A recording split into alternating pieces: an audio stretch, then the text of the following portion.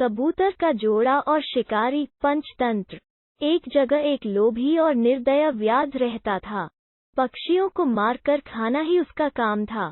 इस भयंकर काम के कारण उसके प्रियजनों ने भी उसका त्याग कर दिया था। तब से वो अकेला ही हाथ में जाल और लाठी लेकर जंगलों में पक्षियों के शिकार के लिए घूमा करता था। एक दिन उसके जाल में एक कबूतरी फंस गई। उसे लेकर जब वो अपनी कुटिया की ओर चला तो आकाश बादलों से घिर गया। मूसलाधार वर्षा होने लगी। सर्दी से ठिठुरकर व्याध आश्रय की खोज करने लगा। थोड़ी दूरी पर एक पीपल का वृक्ष था। उसके खोल में घुसते हुए उसने कहा, यहाँ जो भी रहता है मैं उसकी शरण जाता हूँ। इस समय जो मेरी सहायता करेगा उसका जन्म भर ऋणी रहूंगा। उस खोल में वही कबूतर रहता था जिसकी पत्नी को व्याध ने जाल में फंसाया था। कबूतर उस समय पत्नी के वियोग से दुखी होकर विलाप कर रहा था। पति को प्रेमातुर पाकर कबूतरी का मन आनंद से नाच उठा। उसने मन ही मन सोचा, मेरे धन्य भाग्य हैं जो ऐसा प्रेमी पति मिला है। पति का प्रेम ही पत्नी का जीवन है। पति की प्रसन्नता से ही स्त्री जीवन सफल होता है।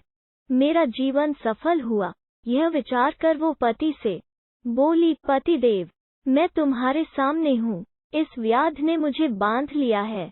यह मेरे पुराने कर्मों का फल है। हम अपने कर्म फल से ही दुख भोगते हैं। मेरे बंधन की चिंता छोड़कर तुम इस समय अपने शरणागत अतिथि की सेवा करो। जो जीव अपने अतिथि का सत्कार नहीं करता उसके सब पुण्य छूटकर अतिथि के साथ चले जाते हैं और सब पाप वहीं रह जाते हैं। पत्नी की बात सुनकर कबूतर ने व्याध से कहा, चिंता न करो वधिक, इस घर को भी अपना ही जानो।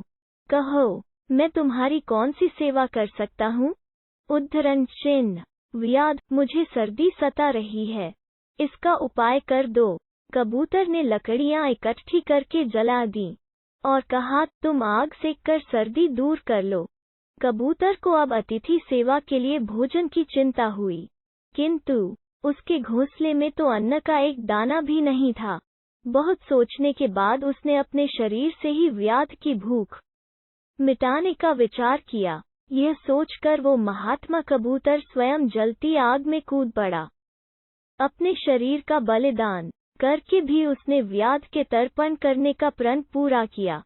व्याध ने जब कबूतर का यह बलिदान देखा तो आश्चर्य में डूब गया। उसकी आत्मा उसे धिक्कारने लगी।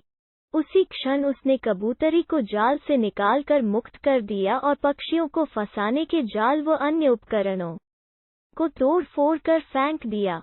कबूतरी अपने पति को आग में जलता देखकर विलाप करने लगी। उसने सोचा, अपने पति के बिना अब मेरे जीवन का प्रयोजन ही क्या है? मेरा संसार उजड़ गया, अब किसके लिए प्राण धारण करूं? यह सोचकर वो पतिव्रत भी आग में कूद पड़ी। इन दोनों के बलिदान पर आकाश से पुष्प वर्षा हुई। व्याध ने भी उस दिन से प्राणी हिंसा छोड़ दी।